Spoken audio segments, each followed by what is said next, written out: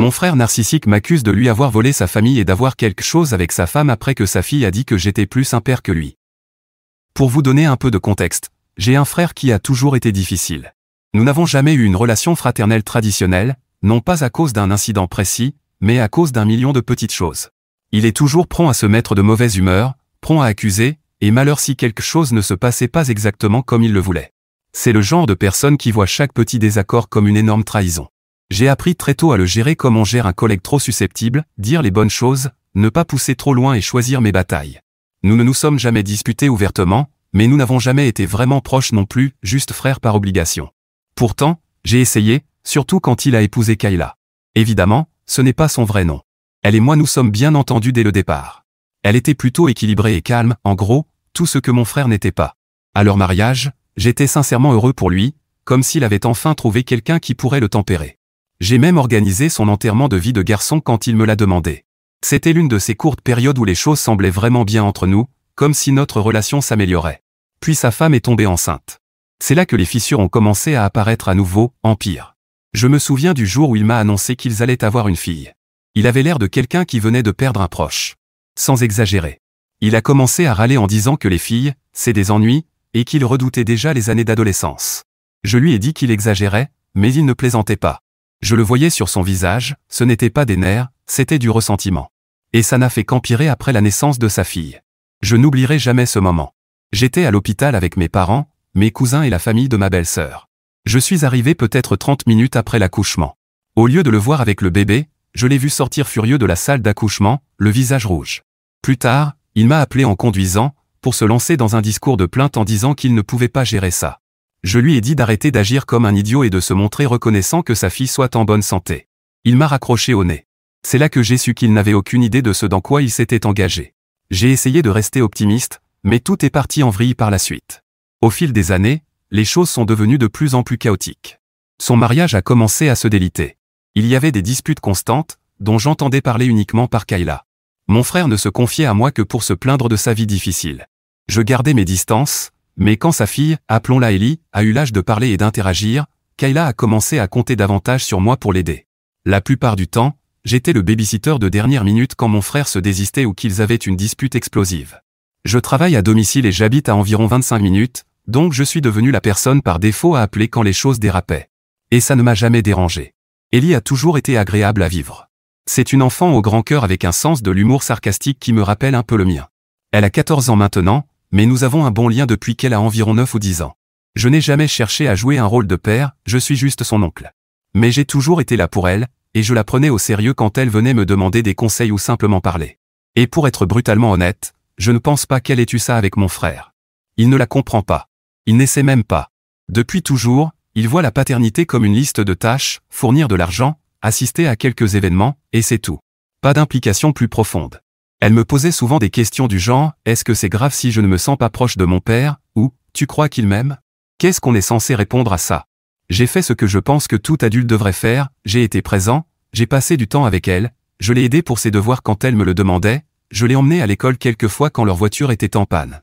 J'étais simplement là, c'est tout. Mais apparemment, c'était déjà trop. Hier soir, mon frère a débarqué chez moi à l'improviste. Ce n'était pas une visite amicale, il cognait violemment à ma porte. Il était environ 21h30. J'ai ouvert et j'ai tout de suite su qu'il y avait un problème. Il empestait le whisky et avait ce regard nerveux, à peine capable de tenir debout. Je lui ai demandé ce qu'il fichait là. Il n'a même pas répondu au début, il est entré dans ma maison sans y être invité et a commencé à faire les 100 pas dans mon salon. Il marmonnait sans arrêt que j'avais dépassé les limites. Finalement, il a fini par lâcher le morceau, il m'a dit qu'il s'était disputé avec Ellie, apparemment parce qu'elle avait utilisé son ordinateur portable sans permission. Il a crié, elle a crié en retour. Et au milieu de la dispute, elle lui aurait lancé « J'aimerais que tonton soit mon père ». Ça l'a anéanti. Et je comprends, ça ferait mal à n'importe quel père. Mais au lieu de réfléchir ou d'assumer un peu ses responsabilités émotionnelles, il a tout projeté sur moi. Il m'a accusé de lui avoir volé sa fille, disant que je jouais sur le long terme pour le remplacer. Puis, sans prévenir, il m'a accusé d'avoir quelque chose avec Kayla. Quoi? D'où ça sort? Je lui ai dit de sortir de chez moi avant de dire quelque chose qu'il regretterait. Il est resté un moment comme s'il voulait me frapper, puis il est parti. Je n'ai plus eu de nouvelles depuis. Kayla m'a envoyé un message plus tard pour s'excuser, disant qu'elle ne savait pas qu'il allait venir. Apparemment, Ellie est chez une amie pour le week-end. C'est un vrai chaos en ce moment. Je suis perdu. J'aime ma nièce et j'ai appris à respecter Kayla. J'ai toujours voulu être le genre d'oncle présent, pas juste celui qui vient aux anniversaires.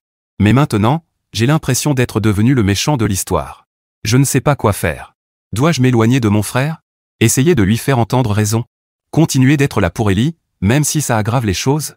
Ce n'est pas un triangle amoureux ni un drame d'ado. Je ne cherche à rien prendre à qui que ce soit. J'essaie juste d'être une bonne personne pour ceux qui en ont besoin. Tous les conseils sont les bienvenus, parce que je suis perdu. Mise à jour 1. Puisque je sais que certaines personnes veulent savoir ce qui s'est passé avec mon frère depuis notre dernière confrontation, voici la situation actuelle. Après cette explosion alcoolisée, je n'ai rien entendu de mon frère le lendemain, mais je ne m'y attendais pas. Je me suis dit qu'il se réveillerait avec la gueule de bois, qu'il regretterait tout, et qu'il me recontacterait peut-être après quelques jours. Au lieu de ça, Kayla m'a envoyé un message tôt le lendemain matin. Quelque chose de simple, on peut parler plus tard? J'apprécierais. J'ai accepté et nous avons fixé un rendez-vous pour prendre un café dans l'après-midi. Apparemment, le soir où mon frère est venu chez moi, il était déjà en mode destructeur depuis des heures. Selon Kayla, il était contrarié même avant qu'Ellie ne fasse son commentaire.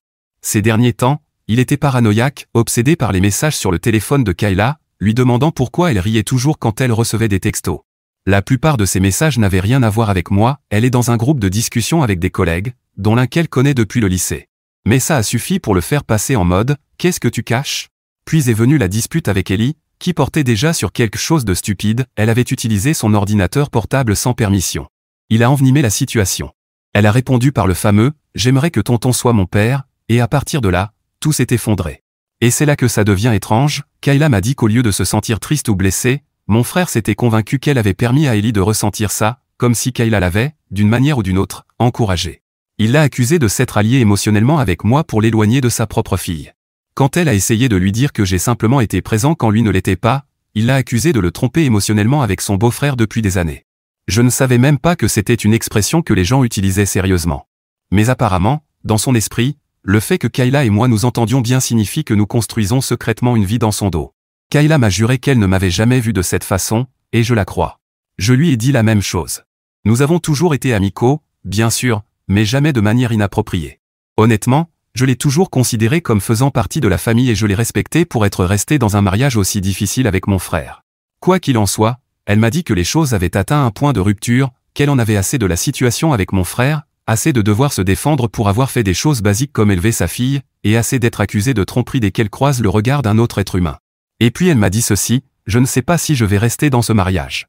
Il est émotionnellement immature, profondément insécure, et refuse de reconnaître les besoins des autres s'ils l'incommodent d'une quelconque manière. La conversation s'est terminée par une seule demande de sa part, s'il te plaît, ne change pas ta façon d'être avec Ellie. Elle m'a dit qu'elle sait que sa fille a besoin de stabilité et de quelqu'un qui l'écoutera, surtout maintenant que les choses à la maison sont encore plus chaotiques. Je lui ai promis que je serais là, mais bien sûr, les choses ne sont pas restées calmes bien longtemps. Ce soir-là, j'ai reçu un appel de ma mère. Pour ceux qui se demandent où sont mes parents dans tout ça, c'est compliqué. Ils sont toujours en vie, toujours mariés, toujours dans la maison où nous avons grandi. Mais ils ont toujours marché sur des œufs avec le comportement de mon frère. C'était, le sensible, celui qui prenait tout de travers, donc ils l'ont couvé en grandissant. Apparemment, certaines habitudes ne disparaissent jamais, car la première chose que ma mère m'a dite a été « Tu pourrais être plus attentionné envers ton frère en ce moment ». Je lui ai demandé ce qu'elle voulait dire, et elle s'est lancée dans un long discours sur le fait que mon frère les appelle sans arrêt, clairement bouleversé, disant que je mine son rôle de père. Apparemment, il leur a dit que j'avais manipulé sa fille pour qu'elle le déteste. Ce n'est pas une blague, c'est exactement l'expression qu'il a utilisée. J'ai demandé à ma mère si elle croyait vraiment ça. Elle n'a pas répondu directement, ce qui en disait déjà long. 2 jours plus tard, j'ai reçu un autre message d'Ellie. Il était court, elle me demandait simplement si elle pouvait venir chez moi pour s'éloigner de tout ce qui se passait à la maison. J'ai dit oui, évidemment avec la permission de sa mère. Quand elle est arrivée, elle semblait un peu plus réservée que d'habitude. Finalement, elle s'est un peu ouverte. Elle a dit que son père la traitait froidement, comme si elle l'avait trahi. Il la punit même si elle n'avait rien fait de mal, et il lui dit des choses comme « J'espère que ton vrai père approuve », ce qui est franchement cruel. J'ai proposé de garder Ellie pour le week-end si ça peut t'aider, mais j'attends que Kayla confirme. Je pense qu'elle essaie de garder les choses stables jusqu'à ce qu'elle décide si elle va réellement quitter mon frère. Et pour être clair, je ne suis pas impliqué dans tout ça. Je ne suis pas un chevalier blanc venu sauver la situation, je suis juste l'oncle qui a été présent, c'est tout. Je donnerai des nouvelles si quelque chose de majeur se produit, mais pour l'instant, j'essaie juste de maintenir un peu de stabilité pour Ellie. Mise à jour 2. Honnêtement, Je pensais que les choses ne pouvaient pas empirer sans que quelqu'un finisse en prison ou à l'hôpital psychiatrique, mais nous y voilà. Mon frère a complètement perdu les pédales, et les conséquences nous touchent tous, moi, Kayla et surtout Ellie. Quelques jours après qu'Ellie ait séjourné chez moi, j'ai reçu un message de Kayla disant qu'elle voulait déposer quelque chose. Elle m'a juste dit que c'était important et qu'elle ne voulait pas en parler par texto. Je pensais que c'était peut-être un objet qu'Ellie avait laissé chez elle, mais quand elle est arrivée, elle tenait un épais dossier. Elle me l'a tendu sans dire grand-chose, juste « j'aurais peut-être besoin que tu gardes ça un moment ». Le dossier contenait toute la documentation de son mariage, ses relevés financiers, une copie de leur contrat prénuptial, des captures d'écran de messages de mon frère et des photos imprimées de bleu provenant de 2 incidents distincts où il l'avait saisi pendant des disputes. Je n'avais aucune idée que les choses étaient devenues physiques. Je lui ai demandé pourquoi elle ne m'en avait pas parlé. Elle a simplement répondu « parce que je ne voulais pas te mêler à ce bazar ». Elle m'a expliqué qu'elle rassemblait des preuves depuis un certain temps, mais qu'elle n'avait rien déposé car elle craignait que cela n'aggrave les choses. Mais maintenant qu'il devient plus imprévisible, surtout avec Ellie, elle commence à préparer sa sortie. Apparemment, elle parle en secret avec un avocat spécialisé en divorce. Elle m'a donné le dossier au cas où quelque chose se passerait soudainement, s'il la mettait dehors, la coupait financièrement, ou essayait de raconter sa version en premier. Ce dossier est son plan de secours. Puis elle m'a dit que mon frère essayait de rallier mes parents à sa cause pour une bataille pour la garde. Bien qu'il sache à quel point il a été absent de la vie d'Ellie, son tempérament, son alcoolisme, sa violence et son obsession à rejeter la faute sur les autres, il veut la garde exclusive. Tout ça parce que, selon lui, Kayla et moi empoisonnons l'esprit d'Ellie contre lui. Et oui, il a parlé de moi dans cette prétendue discussion sur la garde. Kayla a dit qu'il avait dit à notre mère que si elle ne prenait pas son parti, j'allais retourner Ellie contre tout le monde. Puis est arrivé le pire. Ellie a surpris son père au téléphone avec quelqu'un, Kayla pense que c'était un collègue de travail, disant qu'il allait nous prendre sur le fait pour prouver que Kayla et moi avions une liaison. Il ne va rien trouver, j'en suis absolument sûr, mais ça ne l'a pas empêché de se transformer en une espèce de théoricien du complot de bas étage. Apparemment, il fouille dans d'anciennes photos sur les réseaux sociaux à la recherche de preuves d'infidélité. Kayla pense même qu'il essaie d'installer un enregistreur de frappe sur son ordinateur portable. Elle a trouvé un logiciel étrange qui tournait en arrière-plan, et une amie à elle a dû tout effacer pour être sûre. Kayla reste pour l'instant à la maison parce qu'elle ne veut pas perturber l'année scolaire d'Ellie, mais elle documente tout. Elle a même acheté un 2e téléphone et a commencé à enregistrer ses éclats de colère quand ils se disputent. Honnêtement, j'ai peur pour elle. Vu comment il perd pied, ça ne m'étonnerait pas qu'il tente quelque chose de dangereux par pure rancune. Et parce qu'apparemment c'est le pire mois de ma vie, je me suis aussi retrouvé mêlé à un problème au travail. Ma chef m'a convoqué dans son bureau il y a 2 jours, l'air inquiète. Elle m'a dit qu'elle avait reçu un email anonyme m'accusant d'avoir une relation inappropriée avec une femme mariée et disant que j'étais, disons-le ainsi, trop proche de ma nièce. Heureusement, ma chef me connaît. Elle n'y a pas cru une seconde, mais elle a tout de même dû en parler au RH par précaution. J'ai entièrement coopéré, je leur ai expliqué toute l'histoire, sans inclure de détails personnels concernant Kayla ou Ellie qui n'étaient pas pertinents, et je leur ai même montré des messages et des historiques d'appels pour prouver que je n'ai rien fait de suspect. Ils ont fini par classer la plainte après un rapide examen, mais le mal est déjà fait. Mes collègues chuchotent, et quelqu'un a dû surprendre quelque chose car des rumeurs circulent. Je n'ai pas demandé directement, mais je parierais tout ce que je possède que cet email anonyme vient de mon frère. Je ne lui ai pas parlé directement depuis la nuit où il s'est pointé ivre chez moi, mais maintenant il est passé des accusations aux tentatives actives de détruire ma vie. Il a complètement perdu les pédales. Toute personne qui le fait se sentir inutile devient son ennemi. En ce qui concerne Ellie, elle ne va pas bien. Elle est refermée à l'école. Kayla dit qu'elle mange à peine, et quand elle n'est pas chez moi, elle passe la plupart de son temps enfermée dans sa chambre. Quand je l'ai vue ce week-end, elle a à peine prononcé 10 mots durant la première heure. Finalement, elle m'a dit que son père avait essayé de fouiller dans son téléphone pendant qu'elle dormait. Elle a aussi dit qu'il lui avait lancé « Tu verras ce qu'est un vrai père quand j'en aurai fini avec ça », ce qui est glaçant. Kayla m'a dit qu'elle comptait déménager discrètement cet été. Elle cherche un appartement dans une ville voisine et travaille avec son avocate pour déposer une demande de séparation sans l'alerter trop tôt. C'est une situation délicate, un faux pas pourrait le faire complètement vriller. Maintenant, ma mère a complètement cessé de me parler. J'ai essayé de lui expliquer que ce n'est pas moi qui aggrave les choses, que je n'ai pas de liaison et que je ne fais que soutenir ma nièce. Elle a répondu par un message de 2 phrases, « C'est entre ton frère et sa femme. Merci de ne pas t'en mêler. » Je réfléchis beaucoup à la suite. Une partie de moi voudrait juste tourner la page, couper les ponts avec tout le monde sauf lui. Mais je sais que si je fais ça, mon frère s'en servira comme preuve que je suis coupable de quelque chose. Kayla déposera bientôt les papiers, et à ce moment-là, les choses vont encore empirer. Je referai une mise à jour quand les papiers seront déposés ou si quelque chose d'important se passe d'ici là. Mise à jour 3. C'est incroyable à quelle vitesse les choses peuvent passer de tendues et moches à complètement folles. Tout a explosé cette semaine d'une manière à laquelle je n'étais absolument pas préparé, Le tout après que Kayla a lancé la procédure. Kayla a officiellement demandé le divorce 2 jours après ma dernière mise à jour. Son avocate a fait remettre les papiers à mon frère sur son lieu de travail. Elle a volontairement choisi cette option, un lieu public avec d'autres personnes présentes, peu de chances de violence ou d'explosion émotionnelle. Malheureusement, il a tout de même explosé. Il a fait tout un scandale au travail. Je ne sais pas exactement ce qui s'est passé, mais apparemment il a jeté l'enveloppe et a dû être escorté hors de son lieu de travail. Les RH se sont impliqués. Kayla m'a dit plus tard qu'il est maintenant sous une sorte de probation pendant qu'ils enquêtent sur son comportement. Il pourrait perdre son emploi. Le soir même, il s'est de nouveau présenté chez moi. Cette fois, il était sobre, mais ce n'était pas mieux. Il est resté dehors à crier mon nom, au moins cette fois ce n'était que des cris, mais à plein volume. Il hurlait que je volais sa famille et que j'avais ruiné sa vie. Les voisins ont appelé la police. J'ai essayé de lui parler brièvement, c'était peut-être stupide, parce qu'il était dans un autre monde. Il a commencé à demander si Kayla était avec moi, physiquement dans ma maison. Il a essayé de forcer l'entrée pour vérifier. Je l'en ai empêché. Je lui ai redit calmement que rien ne se passait et qu'il perdait le contrôle. C'est là qu'il a commencé à pleurer. Il s'est effondré sur le trottoir et s'est mis à sangloter, disant qu'il avait tout fait correctement et que tout le monde se rangeait toujours de mon côté. Je me tenais là, pensant, qu'est-ce que tu crois avoir fait correctement? La police a fini par l'emmener. Le lendemain matin, les choses ont encore empiré. Ellie m'a envoyé un texto affolé depuis l'école. Apparemment, mon frère s'est présenté à son école pendant le déjeuner. Il n'est pas entré, Dieu merci, mais il a attendu sur le parking et a essayé de lui parler quand elle est sortie avec ses amis. Elle m'a dit qu'il délirait sur le fait que Kayla l'a monté contre lui et a dit quelque chose comme « Tu regretteras d'avoir choisi ces gens plutôt que ton père ». Un des professeurs a vu ce qui se passait et a ramené Ellie à l'intérieur.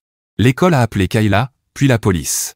Aucune accusation n'a encore été portée, mais il y a maintenant une interdiction pour lui d'être présent à l'école. Une ordonnance de protection temporaire a également été délivrée contre lui le jour même, que l'avocat de Kayla a obtenu en urgence après l'incident. Ellie est donc désormais légalement protégée contre tout contact direct. Cela semble enfin avoir tiré la sonnette d'alarme dans la famille de Kayla, qui s'organise désormais pour la protéger, ce qu'il n'avait pas fait auparavant. Mais bien sûr, fidèle à lui-même, mon frère n'abandonne pas.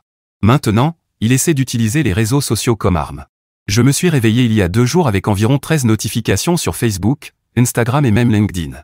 Il a publié toute une série de messages en nous identifiant, Kayla et moi, affirmant que nous étions adultères, que nous avions lavé le cerveau de sa fille, et que la famille était sacrée, jusqu'à ce que votre propre frère décide de prendre la vôtre.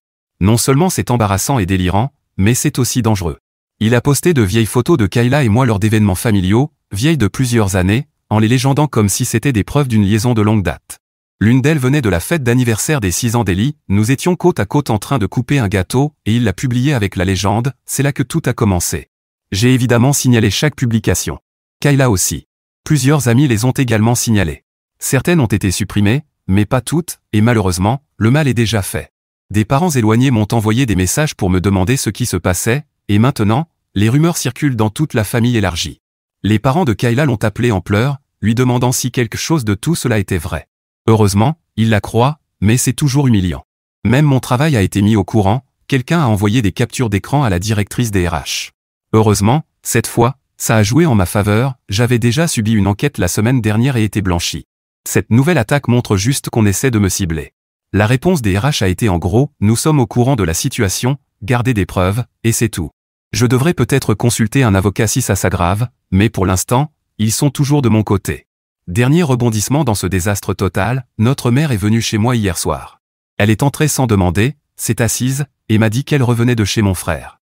D'après elle, il ne mange presque plus, ne fonctionne plus, et a apparemment donné plusieurs coups de poing dans les murs de sa maison. Elle m'a supplié de lui parler. Je lui ai demandé ce qu'elle pensait que je pourrais dire qui changerait quoi que ce soit.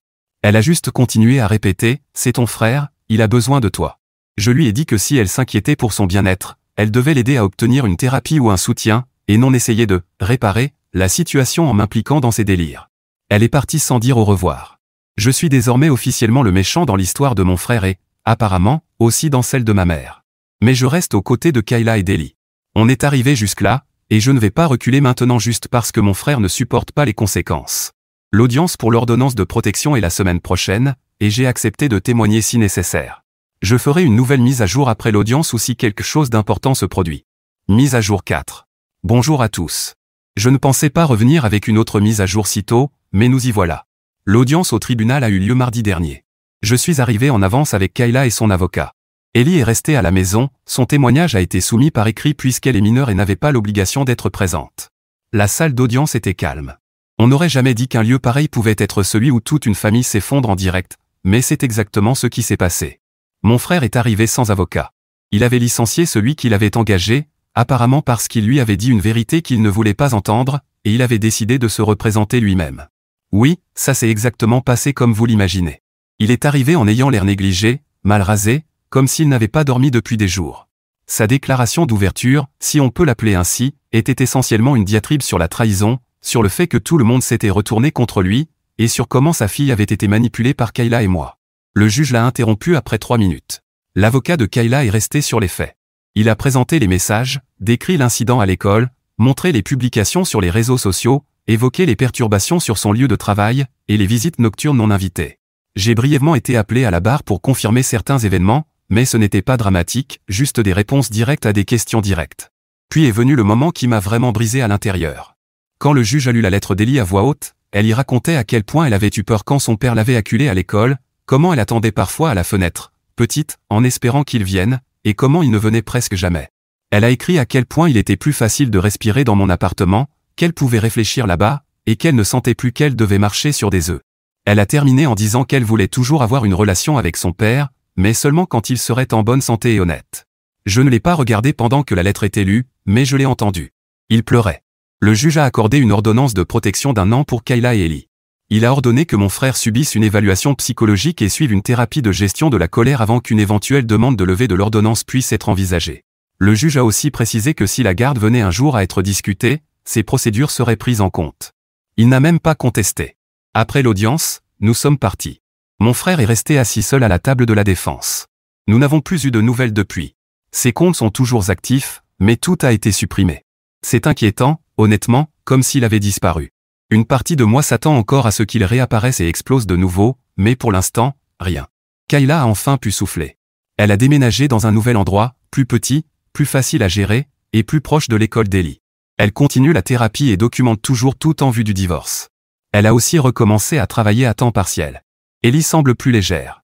Bien sûr, il y a encore des traumatismes, elle n'a que 14 ans, mais je vois la différence. Elle m'a même demandé de l'aider à postuler à un programme de leadership d'été qui l'enthousiasme. J'avoue avoir eu peur que tout ce chaos ne la marque de façon permanente, mais c'est une enfant forte. Je pense qu'elle va s'en sortir. Quant à moi, j'ai pris la décision de couper complètement les ponts, pas avec Kayla et Ellie, je suis toujours là pour elle et je le serai toujours, mais avec mon frère. Il n'y a aucun moyen de réparer ça.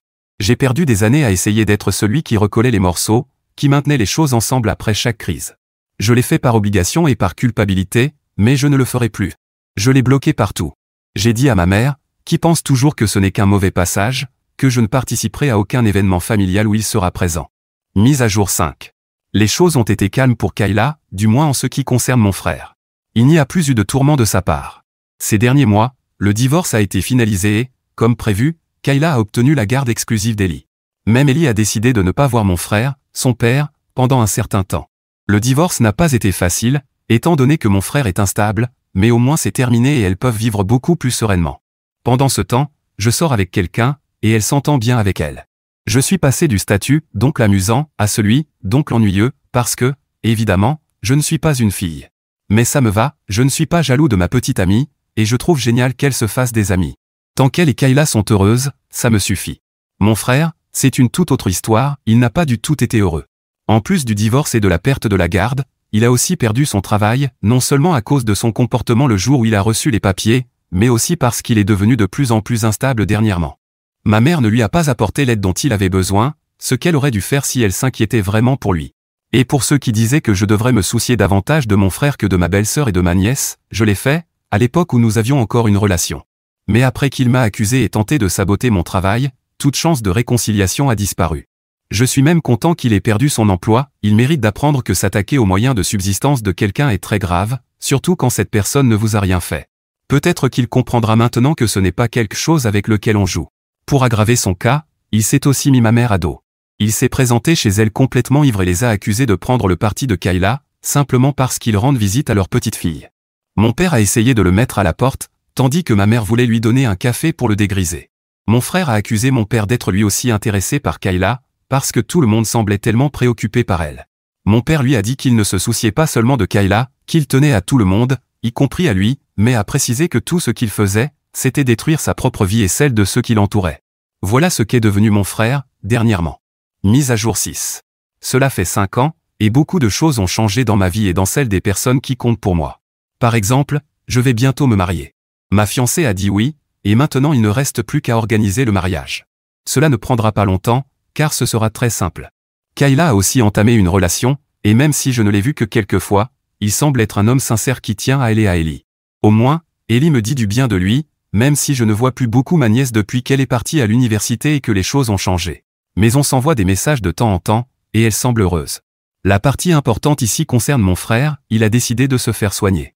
Au fil des années, il a accumulé de nombreux problèmes et n'a jamais voulu y faire face. Mais il a finalement demandé de l'aide à nos parents, et ils la lui ont apportée.